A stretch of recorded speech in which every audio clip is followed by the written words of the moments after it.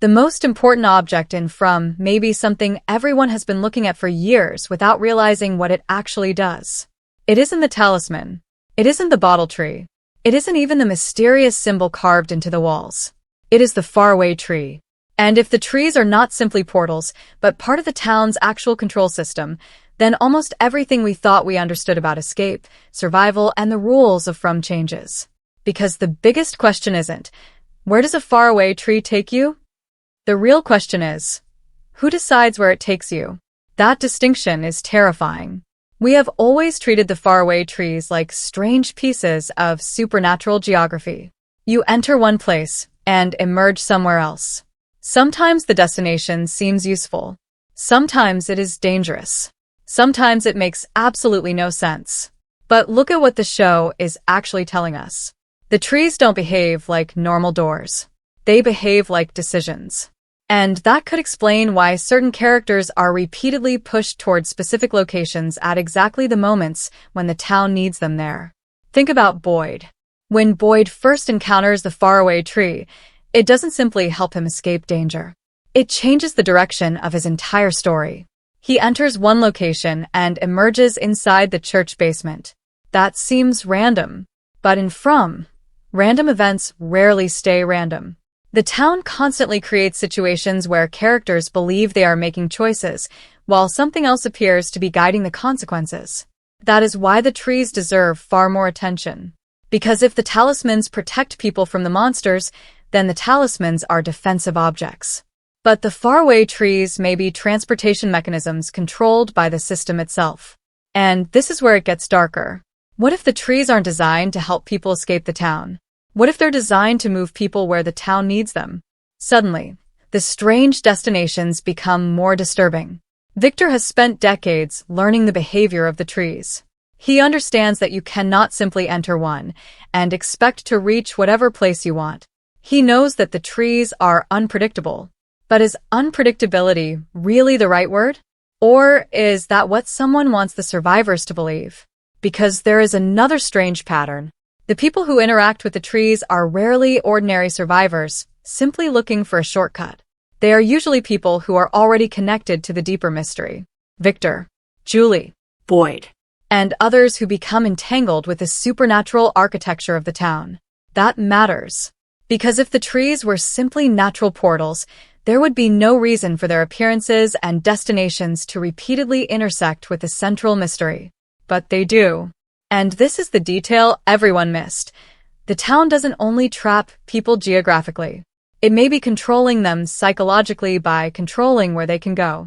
Think about what happens when someone enters the forest. The roads already prevent escape. The monsters control the night. The talismans create limited safe spaces. The caves hide information. The dreams manipulate perception. And the trees? They control movement. That means every major layer of the town may serve a different function. The monsters control fear. The talismans control safety. The caves hide history.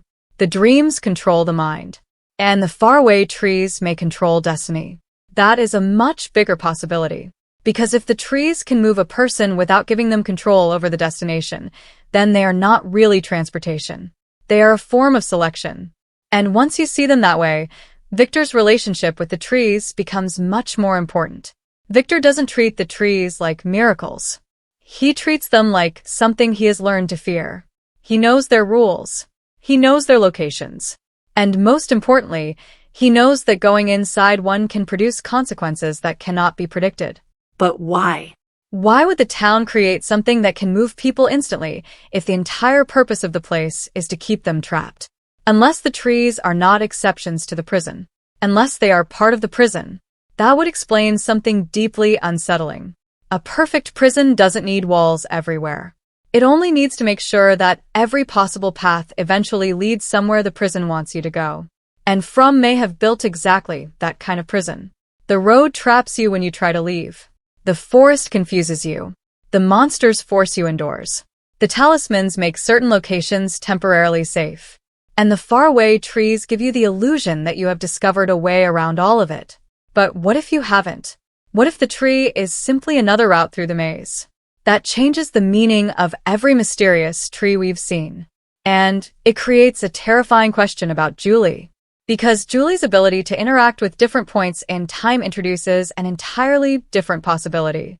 What if the town's supernatural pathways are not limited to physical space? What if the same system that moves people through space can also move consciousness through time? If that is true, then the faraway trees may be connected to something much bigger than teleportation.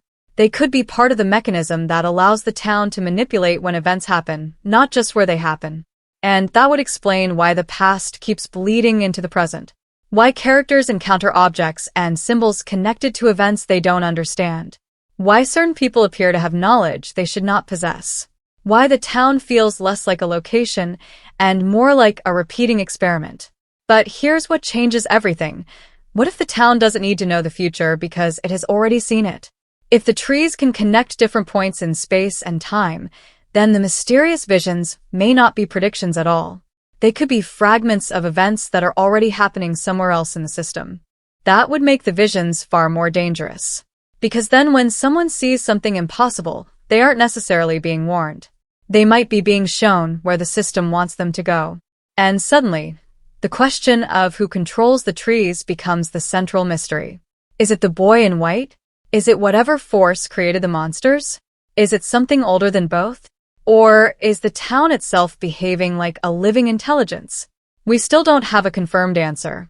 But the pattern gives us one disturbing possibility. The talismans may keep people alive. The faraway trees may keep the story moving. And if that is true, then the trees aren't simply objects inside the mystery. They are part of the machinery creating it. Which means the next time someone enters a faraway tree, we shouldn't only ask where they will come out. We should ask, why did the town choose that destination? Because if the destination is never truly random, then every tree may be sending someone exactly where they need to be. Not to escape, but to fulfill a role they don't even know they have. And if the faraway trees are not escape routes, but part of the machinery controlling the town, then there is one problem we cannot ignore. Why would the town allow anyone to use them at all? A prison doesn't normally give its prisoners teleportation. Unless the teleportation is the prison. This is where the faraway tree theory becomes much more disturbing. Because the survivors have always assumed that the trees are unpredictable because they don't understand them. But what if the opposite is true? What if the trees are extremely predictable and the survivors are simply unaware of the rules? Look at Victor. He has spent decades studying patterns that everyone else dismisses as strange behavior. He remembers where trees were. He remembers what changed. He knows which places are dangerous. He has watched people disappear into the forest and knows that the supernatural environment does not behave randomly. Victor's greatest advantage has never been strength. It has been pattern recognition. And that makes his relationship with the faraway trees incredibly important. Because Victor understands something the others don't. The town has rules. The problem is that the rules are hidden. And the trees may be one of those hidden rules. Think about the way the survivors interact with the supernatural. They test things. They discover that the monsters cannot enter a protected structure when a talisman is used correctly. They learn that the monsters have routines. They discover the tunnels. They investigate the symbol. They experiment with the bottle tree. Every major breakthrough comes from realizing that something everyone thought was random actually follows a pattern. So, why should the faraway trees be any different? Maybe they aren't random. Maybe their destinations are determined by something deeper. And that leads directly to one of the strangest ideas in From. The trees may respond to the person entering them. Not their physical location. Their psychological state. Their purpose. Their connection to the town. That would explain why the same supernatural environment seems to affect different characters in completely different ways. The town doesn't simply react to where people are. It reacts to who they are becoming. And that is a critical distinction. Because From has always been obsessed with identity. Who is a person after losing everything? Who are they when nobody can save them? What happens when fear becomes stronger than morality? And what happens when survival forces someone to become the exact kind of person they were afraid of becoming? The monsters exploit those questions. The dreams exploit those questions. The visions exploit those questions. And perhaps the trees do too. This is why Julie's story becomes especially important. Her experience suggests that the supernatural rules of the town are not limited to physical movement. There are indications that time itself may be accessible through the town's supernatural mechanisms. And if time can be manipulated, then the trees could represent something much larger than portals. They could be junctions, places where different versions of events overlap. That would completely change how we interpret the town. Instead of being one location trapped outside normal reality, it could be a structure connecting multiple points in reality. Different places, different moments, different outcomes. And the people trapped inside may not even be experiencing the same version of events. That's why certain discoveries feel impossible. That's why characters can encounter information that seems to come from nowhere. That's why the past refuses to stay buried. The town may not be moving forward normally. It may be looping. And if the trees are junction points inside that loop, then their greatest purpose may be preventing the survivors from understanding the loop itself. Because imagine a maze where every door leads somewhere different. You would assume the doors are helping you explore. But if the maze controls every destination, the doors are actually controlling your choices.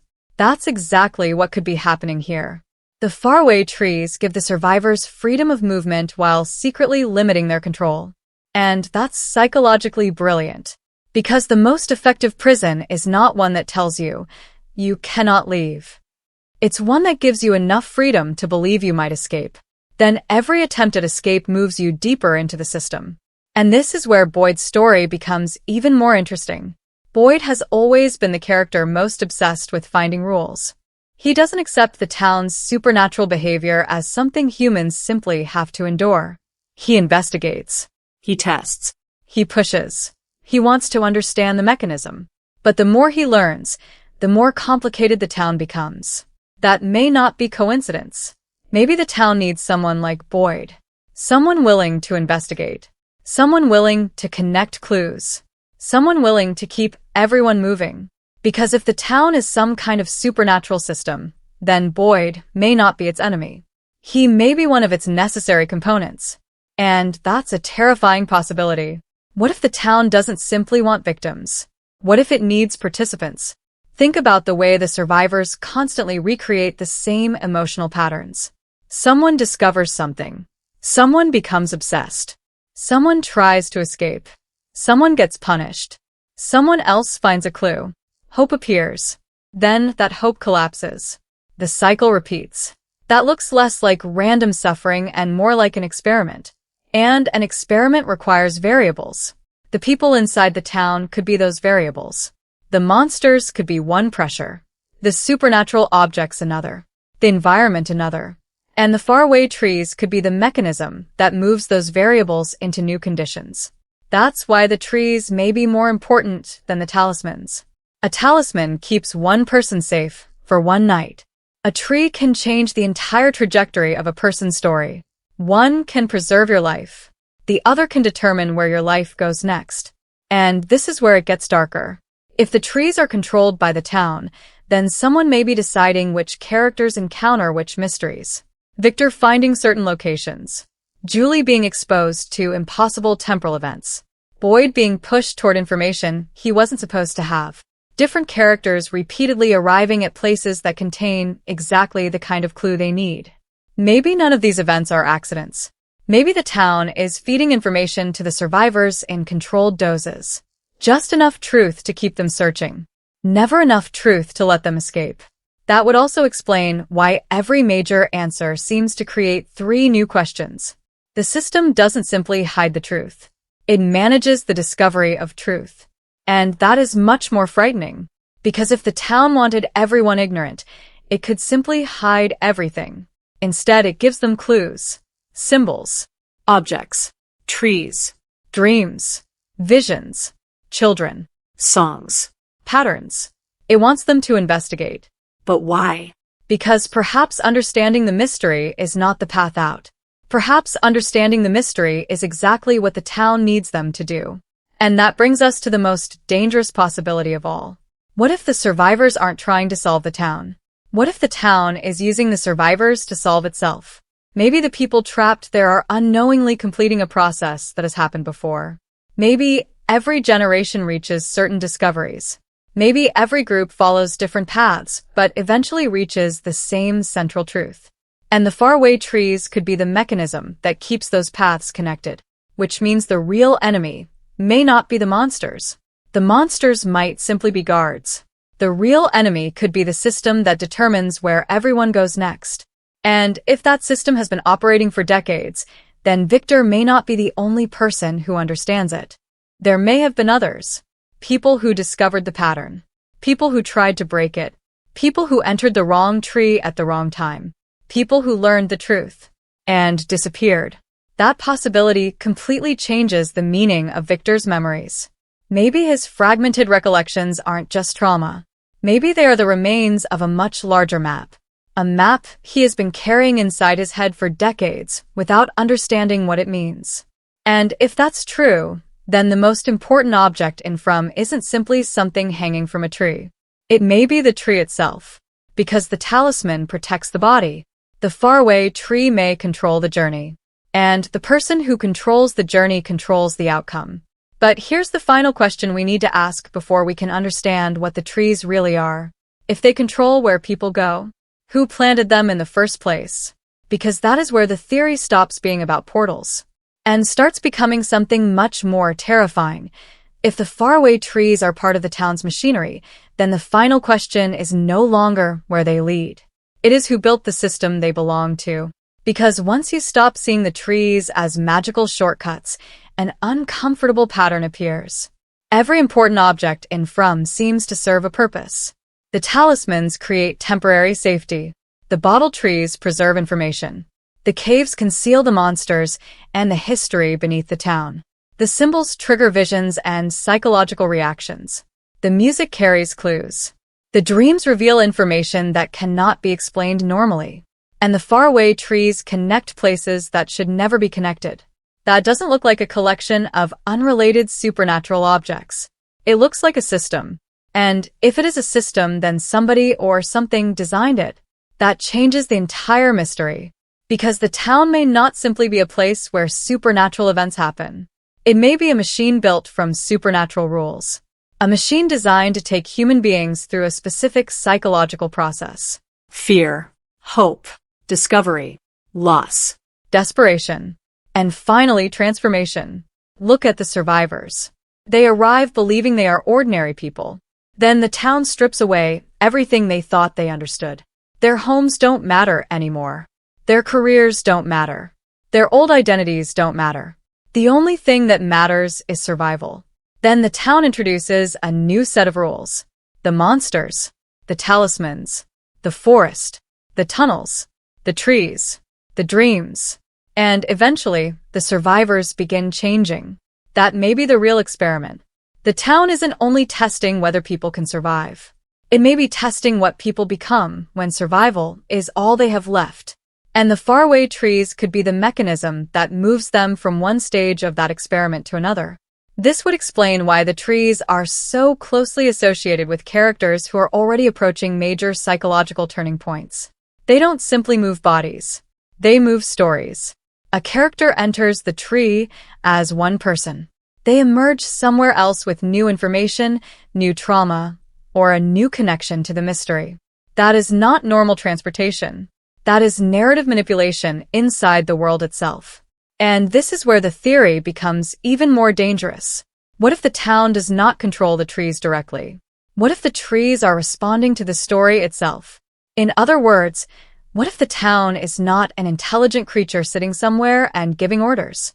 What if the entire supernatural environment behaves like one interconnected organism? The monsters are one part. The trees are another. The visions are another. The dreams are another. The children may be another. And the town itself is the body connecting all of them. If that's true, destroying one part may not be enough. Because the system would simply compensate somewhere else. Destroy a monster. Another appears. Find a tunnel. Another mystery opens. Discover a symbol. The symbol leads to something deeper. Find a tree. The tree leads somewhere unexpected. Every answer creates another layer. That is exactly how a living system behaves. And it would explain why the survivors constantly feel like they're getting closer to the truth while somehow becoming more trapped. They are not moving toward the exit. They're moving toward the center. And maybe that's exactly what the town wants. This is the major reframe. We have been assuming that the characters are moving through the town. But what if the town is moving the characters through a predetermined sequence? That means the road isn't the only thing trapping them. Their choices might be trapped too. A person chooses to investigate the forest. That leads to a tree. The tree leads somewhere else. That location reveals a clue. The clue causes another character to investigate something. That investigation creates another crisis. The crisis forces someone into the forest. And eventually the cycle brings them back to another supernatural object. It feels like free will, but the path is being shaped from the beginning. And that is the most terrifying form of imprisonment. Because you can fight a wall. You can fight a monster. You can fight a locked door. But how do you fight a system that makes you believe your own choices are the problem? That could be why the town is so psychologically cruel. It doesn't simply attack the survivors. It makes them participate in their own imprisonment. And the faraway trees may be one of its most powerful tools. They create the illusion of possibility. There is always another place, another route, another destination, another mystery, another chance. But every path may ultimately lead deeper into the same structure. And this gives Victor's character a completely different meaning. Victor has survived for an extraordinary amount of time. But survival may not be his greatest achievement. His greatest achievement may be that he never completely forgot. He remembers the trees. He remembers the past. He remembers people disappearing. He remembers events that others cannot. And perhaps the town has been trying to make him forget for decades. Because memory is dangerous. If the system depends on repetition, then remembering previous cycles could allow someone to break them. That's why Victor's drawings matter. They may look like the memories of a traumatized child, but they could also be fragments of a map. Not a map showing where places are. A map showing how the system behaves. And if Victor eventually connects those pieces, he may discover something nobody else has understood. The trees don't randomly transport people. They may transport them according to a hidden pattern. A pattern connected to the town's history. A pattern connected to the people trapped inside it. And possibly a pattern connected to time itself. Which brings us back to Julie. If time can be crossed through the supernatural structure of the town, then the faraway trees could be more than geographic junctions. They could be anchors in a larger timeline.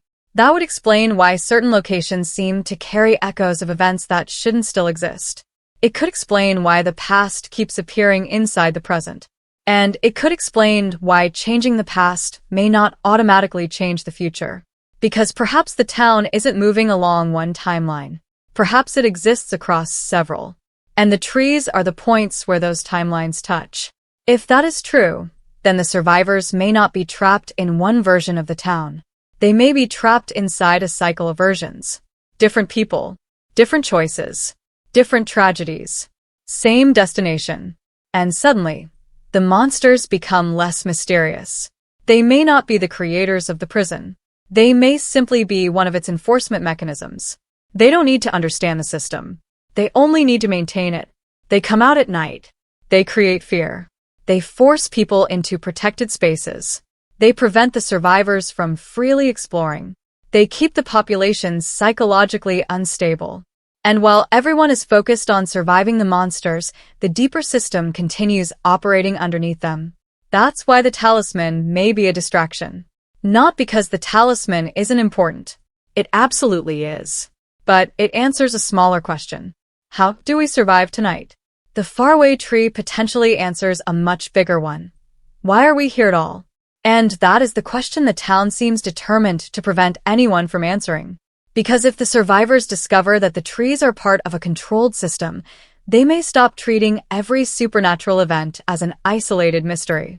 They may finally see the pattern, the talismans, the trees, the tunnels, the symbols, the visions, the children, the monsters. All of them could be pieces of one mechanism. And if there is one mechanism, there may be one purpose. That brings us to the final possibility. Maybe the town does not exist simply to punish people. Maybe it exists to produce something. A specific emotional state. A specific type of person. A specific outcome. The people who survive long enough become different.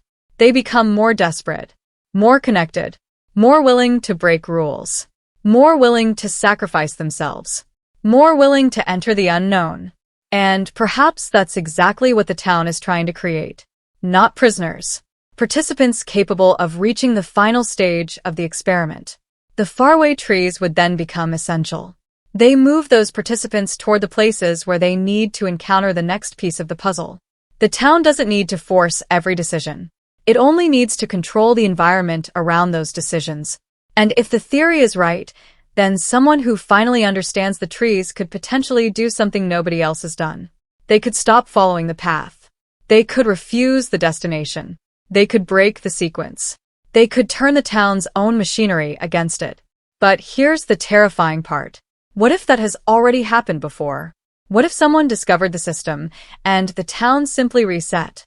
What if the people we think are discovering the mystery for the first time are actually repeating a process that has happened over and over again? And what if the faraway trees are not just helping the cycle continue, but remembering it? That would make every tree more frightening than any monster. Because a monster can kill you. A talisman can protect you. But a tree could take you somewhere you were always destined to go. And if the town truly controls the destination, then escaping the town may not be enough. You would have to escape the pattern. So the next time we see a faraway tree, the important question isn't where someone comes out. It isn't even who survives. The real question is, did that person choose the tree, or did the tree choose them? Because if the tree chose them, then the survivors may have misunderstood the town from the very beginning. They aren't wandering through a supernatural prison. They are being moved through a design. And somewhere at the end of that design is the answer to the biggest mystery and from.